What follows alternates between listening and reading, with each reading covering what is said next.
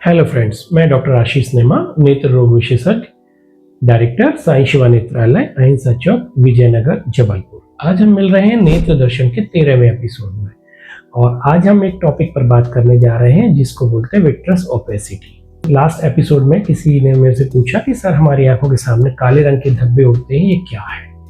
तो मैं बताना चाहूँगा कि हमारे पास ऐसे बहुत सारे पेशेंट आते हैं जिनकी ये कंप्लेंट होती है कि हम जब सामने देखते हैं तो आँख के सामने काले रंग के धब्बे मच्छर मक्खी जैसे कुछ उड़ते हुए दिखाई देते हैं, ये क्या है? तो ये सामान्य प्रक्रिया है। मोस्ट ऑफ द टाइम ये बहुत सारे व्यक्तियों में होता है बढ़ती हुई उम्र के साथ, ठीक? इसीलिए इसको कहा गया है एज रिलेटेड चेंजेस। हमारी आंख में एक सब्सटेंस होता है जिसको हम बोलते हैं विट्रस।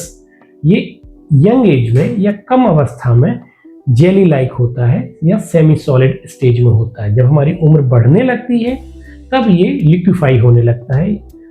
इसी की वजह से ये हमें धब्बा दिखता है। जब भी हम आँख मूव करते हैं उस मूवमेंट के साथ उसकी हमें शेडो दिखती है।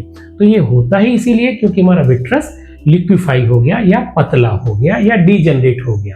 तो इसलिए इस धब्बे के आने से परेशान ना हो, ये एक सामान्य एज प्रक्रिया है।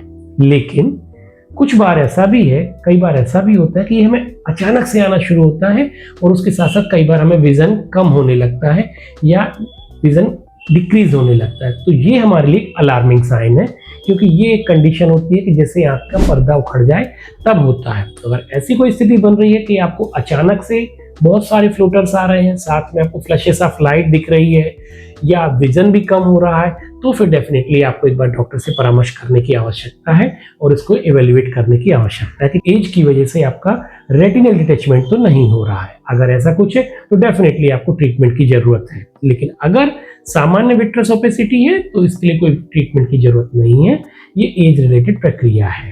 ठीक है दोस्तों, मिलते हैं हम अगले एपिसोड में किसी नए टॉपिक के साथ। तब तक के लिए आप सबको नमस्कार।